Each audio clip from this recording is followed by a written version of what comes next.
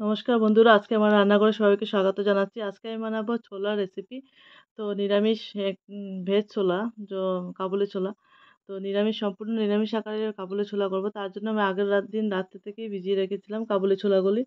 আর আমি সিদ্ধ বসিয়ে দিচ্ছি এখন কুকারের মধ্যে। এটা ২ টা আলুকে আলুর খোসা ছাড়িয়ে নিলাম। এখানে একসঙ্গেই সিদ্ধতে দিয়ে দেবো। তার জন্য সিদ্ধ করার জন্য আমি এখানে দিয়ে দিলাম ২ টা আলু দিয়েছি, ১ চামচ নুন দিয়ে দিলাম। আর আমি পরিমাণ মতো এখানে জল আগে থেকেই রেখেছি মেপে। আর আমি ১ কাপ লিগার দিয়ে দিলাম, চায়ের লিগার। কেননা আমার কাছে আজকে টি ব্যাগ নেই, তার জন্য আমি লিগার ইউজ করছি।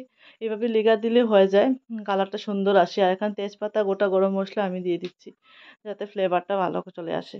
তো প্রথমে আমি এইসব দিয়ে একটা সিদ্ধ বসিয়ে দেবো। এখানে আমি রাত্রে ভিজানো, তার জন্য ৪ সিটি দিলেই হয়ে যাবে। আলুগুলো সিদ্ধ হয়ে গেছে, আলুগুলি নিয়ে নিলাম এখানে। আর এখানে নিয়ে নিচ্ছি মশলা, কিছু মশলা করে নিলাম।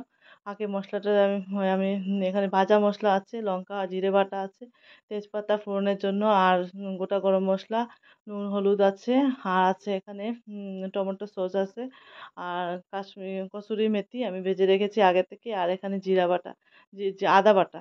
তো প্রথমে আমি আহ, এইসব মশলাগুলি আগে উপাদান আমার কী কী লাগবে সেগুলি দেখিয়ে দিলাম। আর তারপর আমি রান্নাতে চলে যাব। তো এইসব আমি আগে প্রথম আমি সরঞ্জামগুলি আমি রেডি করে নিলাম।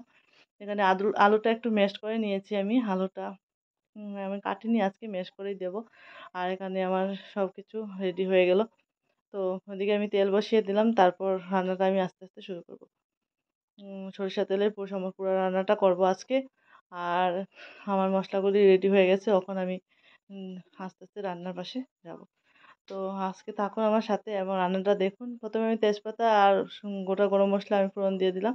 তারপর আমি এখানে আদা দিয়ে দিলাম, লঙ্কা বাটা দিয়ে দিলাম। লঙ্কা বাটা আমি ১ চামচের মতো, বড় চামচ ১ চামচ লঙ্কা বাটা দিয়ে ভালো করে কষিয়ে নেব। তারপর নুন হলুদ দিয়ে দিলাম, টমেটো পিউরিও দিয়ে দেবো এক এক করে।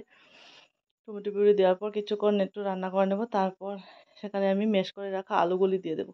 আলুগুলি দিয়ে ভালো করে নাড়তে থাকবো এবং ভালো করে একটু সময় রান্না করতে থাকবো। আলুগুলি রান্না হয়ে গেলে পর তারপর আমি আগে থেকে সিদ্ধ করে রাখা ছোলাগুলি দিয়ে দেবো।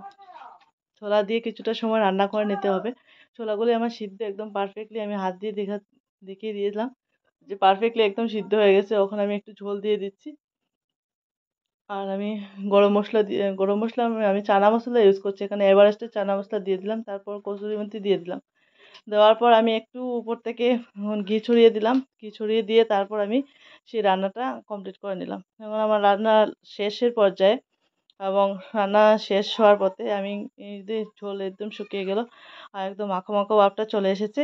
এই পর্যায়ে আসলে পরে আমি সেখানে একটা বাটি ইউজ করব। বাটিতে আমি নামিয়ে নেব। আমি পরে গ্যাসের ফ্লেমটা অফ করে দিলাম। আর আমি আস্তে আস্তে বাটিতে পরিবেশন করে দিচ্ছি। বাটিতে নিয়ে নিলাম। বাটিতে নিয়ে নিচ্ছি এখানে।